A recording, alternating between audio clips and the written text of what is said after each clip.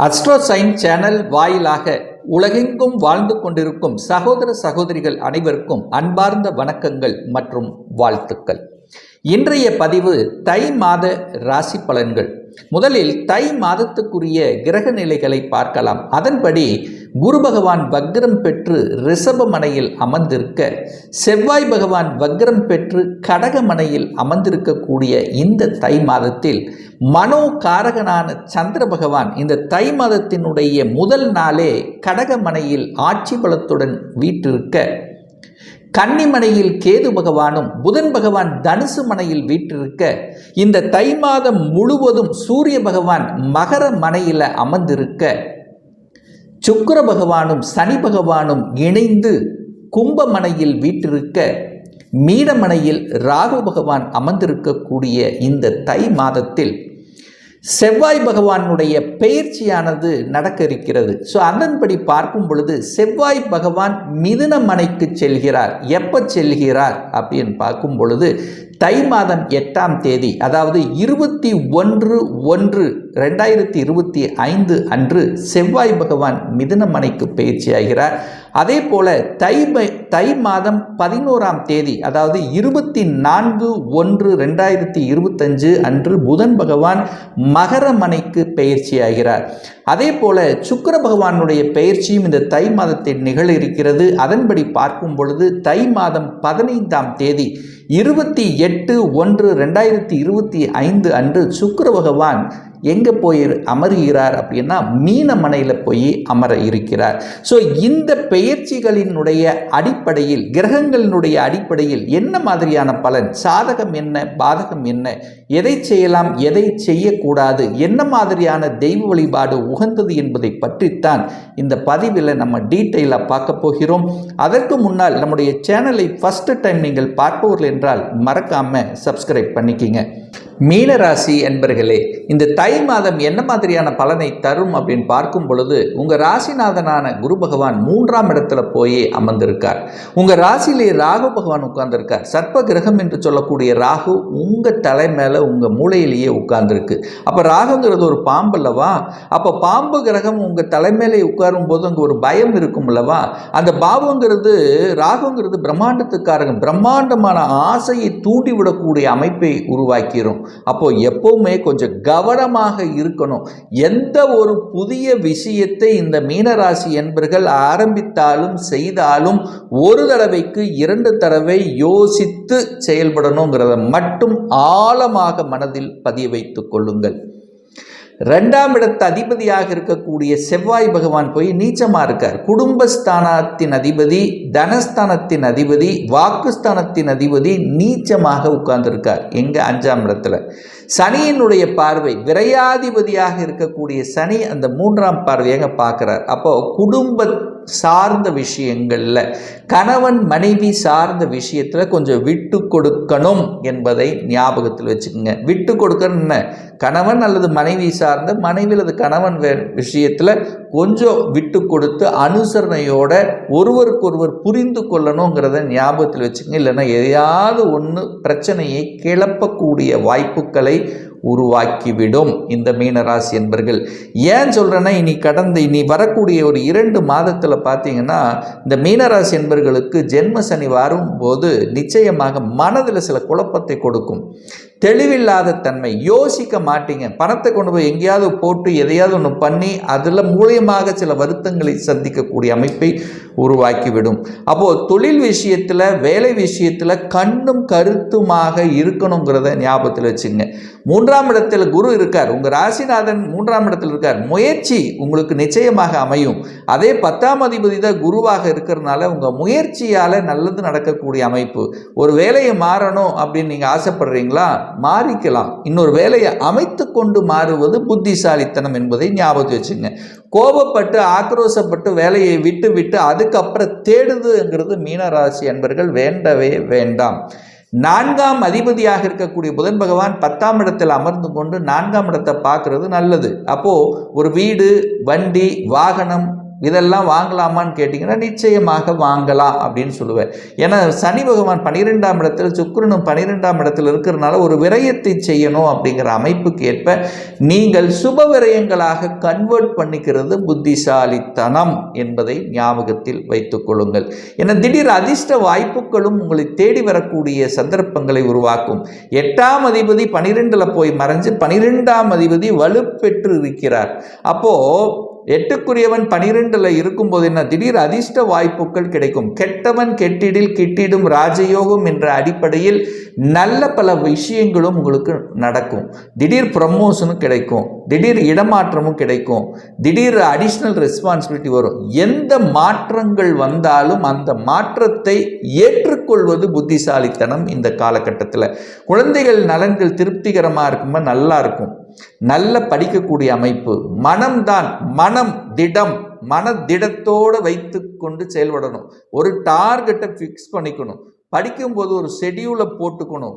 இல்லைன்னா என்னென்ன கொஞ்சம் மறதித்தன்மை, அப்படி படிக்கலாமா இப்படி படிக்கலாமா, இல்லை நாளைக்கு படிக்கலாம் தள்ளி போடலாம், இந்த மாதிரியான தன்மை கொடுத்துரும். அப்போ ஷெடியூல் போட்டு படிக்கணும் அப்படிங்கிறத ஞாபகத்தில் வச்சுக்கோங்க. 6ஆம் அதிபதி 11ஆம் இடத்தில் அமர்ந்திருப்பது ஒரு நல்ல அமைப்பு. அப்போது 6 என்பது என்ன, வேலை கிடைக்காத இந்த மீனராசி என்பவர்கள் இப்போ நிச்சயமாக இந்த மாதத்தில் வேலை கிடைத்துவிடும். ஏன் வேலை கிடைத்துவிடும்? அந்த 6க்குரியவன் வேலை என்று சொல்லக்கூடிய அதிபதி 11ஆம் இடத்தில் லாபஸ்தானத்தில் அமர்ந்து கொண்டு 11ஆம் அதிபதியாக இருக்கக்கூடிய சனி பகவான் ஆட்சி பலத்தோட வலிமையாக அமர்ந்து கொண்டு குருவினுடைய பார்வை பெற்ற அந்த சூரியன் நிச்சயமாக உங்களுக்கு ஒரு நல்ல வேலையை அமைத்து தருவார். அப்போ எந்த மாற்றங்கள் வந்தாலும் அந்த மாற்றங்களை ஏற்றுக்கொள்வது புத்திசாலித்தனம். திருமணம் சார்ந்த விஷயத்தில் அந்த ராகு கேதுக்களுடைய கனெக்டிவிட்டி இருக்கிறதுனால ஒரு தடவைக்கு 2 தடவை யோசித்து செய்யணும். ஸோ இந்த வரன் ஓகேவா, கரெக்டாக கொடுத்த டாக்குமெண்ட்டு, கொடுத்த இதெல்லாமே சரியாக இருக்கா அப்படிங்கிறது பார்க்கணும். சின்ன சின்ன தடைகளை கொடுத்தாலும் உங்களுக்கு ஒரு நல்ல தசாபுத்தி உங்களுக்கு நடக்குமே. ஆனால் திருமணத்துக்கு தடை ஒன்றும் இருக்க போவது இல்லை. 8க்குரியவன் 12ல் இருக்கிறதுனால திடீர் அதிர்ஷ்ட வாய்ப்புகள் தேடி வரும். ஒரு சிலருக்கு வெளிநாடு செல்லக்கூடிய எண்ண ஓட்டங்களை கொடுக்கும். ஏன்னா ராகு எங்கே உட்கார்ந்துருக்கார், உங்கள் ராசியிலேயே உட்கார்ந்துருக்கார். ஸோ வெளிநாட்டு கிரகம் என்று சொல்லக்கூடிய ராகு உங்கள் ராசியிலேயே இருக்கின்ற காரணத்தாலும் 8ஆம் அதிபதியாக இருக்கக்கூடிய சுக்கிர பகவான் 12ஆம் இடத்துல போய் அமர்ந்திருக்கின்ற காரணத்தால் வெளிநாட்டுக்கு செல்லக்கூடிய எண்ண ஓட்டங்களை கொடுக்கக்கூடிய ஒரு மாதம் அப்படின்னு சொல்லுவேன். அப்போ யாருக்கெல்லாம் இந்த மீனராசி என்பவர்கள் நான் வெளிநாட்டில் போய் வேலை பார்க்கணும் என்கின்ற எண்ணத்தின் அடிப்படையில் அதற்கு தகுந்த முயற்சி எடுத்து கொண்டிருக்கிறீர்களோ அந்த முயற்சிகள் சக்சஸ் ஆகும் அப்படிங்கிறதுல மாற்று கருத்தே கிடையாது. 10ஆம் இடத்தில் புதன் உட்கார்ந்திருக்கார். அப்போ 11ஆம் இடத்துல போய் புதன் அமரப் போகிறார். லாபஸ்தானத்தில் போய் புதன் அமர்கிறார். அப்போ சூரியனும் புதனும் இணைந்து புதன் ஆதித்ய யோகம் கிடைக்கிறது. குருவின் பார்வை பெறுகிறது. சூரியனும் குருவும் பார்த்துக்கிறாங்க. ஸோ 2 பேரும் பார்க்கும்போது சிவராஜ் யோகம் கிடைக்கிறது. அப்போது இந்த தகவல் தொடர்பு துறை செக்டாரில் இருக்கக்கூடிய அனைத்து மீனராசி என்பவர்களுக்கும் நல்லது நடக்கும். தகவல் தொடர்பு துறை, கம்ப்யூட்டர், தன்னுடைய புத்தி அறிவை வச்சு செய்யக்கூடிய தொழில்கள், கணக்கு சம்பந்தப்பட்ட, அக்கௌண்ட்டு, ஆடிட்டிங் சம்பந்தப்பட்ட, ஸோ இந்த மாதிரியான துறையில் இருக்கின்றவர்களுக்கு நல்ல ஒரு வாய்ப்புகளை கொடுக்கும். புத்திசாலித்தனம், திறம்படம், அதாவது நல்ல மேம்படக்கூடிய நல்ல ஸ்ட்ராட்டஜி பிளான், இதை செய்யணும் இதை செய்யக்கூடாது அப்படிங்கிற அறிவுங்கிறது நல்லா இருக்கும். அந்த விஷயத்தில் அதாவது உங்களுடைய புத்தி அறிவை வச்சு செய்யக்கூடிய கன்சல்டன்சி, தரகு, கமிஷன், இந்த மாதிரி விஷயத்திலும் நல்லவைகள் நடக்கும். அதே சமயத்தில் சுக்கிரன் என்று சொல்லக்கூடிய கலைத்துறையில் இருக்கின்றவர்களுக்கும் நல்லதொரு வாய்ப்பு கிடைக்கும் இந்த தை மாதம் 15ஆம் தேதிக்கு அப்புறம். ஏன்னா சுக்கிரன் உச்ச பலத்தோட வலிமையாக லக்னத்தில் போய் உட்கார்ந்துருக்கார். அப்போது வலிமையாக உட்காரும் போது கலைத்துறையில் இருக்கின்றவர்களுக்கு சின்ன சின்ன அலைச்சல் திருச்சல் கொடுத்தாலும் அதன் மூலமாக ஒரு புகழையும் கௌரவத்தை கொடுக்கக்கூடிய அமைப்பு. இந்த கலைத்துறையில் இருக்கிறவங்க நிறைய டிராவல் பண்ணக்கூடிய வாய்ப்புகளை, சந்தர்ப்பங்களை உருவாக்கும். 10க்குரியவன் தனக்கு 6ல் இருக்கிறனால வேலையை மட்டும் விட்டுறக்கூடாதுங்கிறத திருப்பி சொல்கிறேன். ஏற்கனவே வேலையில் இருக்கின்றவர்கள் கோபப்பட்டு ஆக்ரோசப்பட்டு வேலையை விட்டுவிடக்கூடாது. ஸோ யாரெல்லாம் கொஞ்சம் கவனமாக இருக்கணும் அப்படின்னா, இந்த 8ஆம் அதிபதியினுடைய தசா நடந்து கொண்டிருக்கக்கூடிய இந்த மீனராசி என்பர்கள், அதாவது சுக்கிர திசை சுக்கிர புத்தி நடந்து கொண்டிருப்பவர்கள் அல்லது சூரிய திசை சூரிய புத்தி இருந்தவர்கள் எல்லாம் கொஞ்சம் கடன் விஷயத்தில் கவனமாக இருக்கணும். கடன் தன்னுடைய கெப்பாசிட்டிக்கு மேலே போகக்கூடாதுங்கிறதை ஞாபகத்தில் வச்சுக்கோங்க. அதே சமயத்தில் ஹெல்த் விஷயத்திலும் கொஞ்சம் கவனமாக இருக்கணும். யார் எல்லாம் இந்த சூரிய திசை சூரிய புத்தி சுக்கிர திசை சுக்கிர புத்தி இருக்கின்றவர்கள் கடன், நோய் சார்ந்த விஷயங்கள், எதிர்ப்பு சம்பந்தப்பட்ட விஷயத்தில் கவனமாக இருக்கணும். வம்பு வழக்கு சம்பந்தப்பட்ட விஷயத்துக்கு போகவே கூடாது. தொழில் செய்கிறேன் அது செய்கிறேன்ட்டு நிச்சயமாக போகக்கூடாது.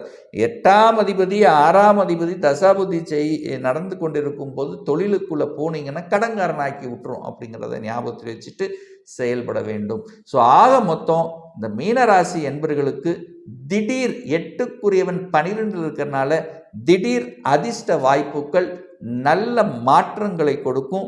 எந்த மாற்றங்கள் வந்தாலும் அது ஏற்றுக்கொள்வது புத்திசாலித்தனம் இந்த மாதத்தில். சரி, ஒரு நல்ல தெய்வ வழிபாடு அப்படின்னு எடுத்துக்கொண்டால் தை மாதம் 22 பிப்ரவரி மாதம் 4ஆம் தேதி செவ்வாய்க்கிழமை அன்று சூரிய பகவானுடைய ஜெயந்தி வர இருக்கிறது. ஸோ அன்றைய தினம், அதாவது இந்த மீனராசி என்பவர்களுக்கு யாருக்கெல்லாம் சூரிய திசை சூரிய புத்தி நடந்து கொண்டிருக்கிறதோ, யாருக்கெல்லாம் ஒரு நல்ல வேலை அமையல் என்று இருக்கிறீங்களோ, யாருக்கெல்லாம் கடன், நோய், எதிர்ப்பு, பகை, வம்பு, வழக்கு இதையெல்லாம் சந்தித்து கொண்டிருக்கிறீர்களோ, யாருக்கெல்லாம் தந்தையினுடைய உடல்நிலை, தந்தையினுடைய சொத்துக்கள் சார்ந்த விஷயம், தந்தையினுடைய தொழில் சார்ந்த விஷயத்தில் பங்கத்தை கொடுத்து கொண்டிருக்கிறதோ, யாருக்கெல்லாம் தன்னம்பிக்கை இல்லாமல் இருக்கிறீர்களோ, யாருக்கெல்லாம் அரசு வேலைக்கு எதிர்பார்த்து காத்து கொண்டிருக்கிறீர்களோ, அவர்கள் எல்லாம் அன்றைய தினம் நவ கிரகத்தில் இருக்கக்கூடிய சூரிய பகவான் அல்லது உங்கள் ஊருக்கு அருகில் சிவாலயத்தில் இருக்கக்கூடிய நவகிரகத்தில் இருக்கக்கூடிய சூரிய பகவான் அல்லது கும்பகோணத்தில் அமர்ந்து இருக்கக்கூடிய சூரியனார் கோயிலுக்கு ஒரு முறை சென்று வருமேனால் நிச்சயமாக நல்லது நடக்குங்கிறதுல எந்தவித மாற்று கருத்தும் கிடையாது. இப்போ நான் சொன்னது கோச்சார ரீதியான இந்த தை மாதத்துக்குரிய ஒரு பொதுவான பலன்கள். இந்த ராசி நட்சத்திரத்தில் பார்த்தீங்கன்னா பல கோடிக்கணக்கான பேர் இருப்பீங்க. எல்லாருக்கும் ஒரே மாதிரி பலன்னா நிச்சயமாக இல்லை. ஒவ்வொருத்தரும் டிஃபரெண்ட். ஒவ்வொருத்தருடைய ஜாதக அமைப்புகளும் தசாபுத்தியும் மாறுபடும். அதற்கு தகுந்த மாதிரி பலன்களும் வேறுபடும். ஒரு துல்லிய பலன் வேணும் அப்படின்னா உங்கள் ஜாதகத்தில் கிரகங்கள் எப்படி இருக்குது, என்ன ஆதிபத்தியம் பெற்றிருக்கு, எந்த டிகிரியில் இருக்கா, கோச்சாரம் எப்படி இருக்கு, நடப்பு தசா புத்தி அந்தரம் சூட்சமம் வாயிலாக நீங்கள் கேட்கக்கூடிய எந்த கேள்வியாக இருந்தாலும் இந்த 2025 சொந்த தொழில் செய்வதற்கான விதி கொடுப்பினை நம்முடைய ஜாதகத்தில் இருக்கா, அப்படி இருக்கக்கூடிய பட்சத்தில் எப்போ நம்ம சொந்த தொழிலை ஆரம்பிக்கலாம், என்ன கோர்ஸ் எடுத்து படித்தால் நமக்கு வெற்றி கிடைக்கும், எப்போ நமக்கு ப்ரமோஷன் கிடைக்கும், இதுவரைக்கும் திருமணம் அமையவில்லை, எப்போதான் நமக்கு திருமணம் நடக்கும், எப்போ நமக்கு வீடு கட்டக்கூடிய யோகம் இருக்கிறது, எப்போ நமக்கு குழந்தை பாக்கியம் கிடைக்கும், இது போன்ற கேள்விகளுக்கு துல்லியமான பதிலை நம்மால் கூற முடியும். ஒரு பர்சனல் கன்சல்டேஷன் எடுத்துக்கணும், அதாவது சுய ஜாதகம் பார்க்கணும் என்று விருப்பமுடைய அன்பர்கள் டிஸ்பிளே தெரியக்கூடிய நம்பருக்கு வாட்ஸ்அப் மூலியமாகவோ ஃபோன் கால் மூலியமாகவோ தொடர்பு கொண்டு அப்பாயின்மெண்ட் பெற்றுக்கொண்டு கன்சல்டேஷன் எடுத்துக்கலாம். நிச்சயமாக இந்த பதிவு ஏதாவது ஒரு ரூபத்தில் உங்களுக்கு யூஸ்ஃபுல்லாக இருக்குங்கிறதுல எந்தவித மாற்று கருத்தும் கிடையாது. நம்முடைய சேனலை நீங்கள் ஃபர்ஸ்ட் டைம் பார்ப்பவர்கள் என்றால் மறக்காம சப்ஸ்கிரைப் பண்ணிக்கிங்க. பக்கத்தில் இருக்கக்கூடிய ஆல் பட்டன் நோட்டிஃபிகேஷனை கிளிக் பண்ணும்போது நான் போடக்கூடிய அடுத்தடுத்த பதிவுகள் உங்களுடைய நோட்டிஃபிகேஷனில் வந்து சேரும். இந்த ராசி நட்சத்திர நேயர்கள் அனைவரும் வாழ்க வளர்க வளம் பெறுக என்று எனது வாழ்த்தினை தெரிவித்துக் கொண்டு விடைபெறுகிறேன். நன்றி, வணக்கம், வாழ்த்துக்கள்.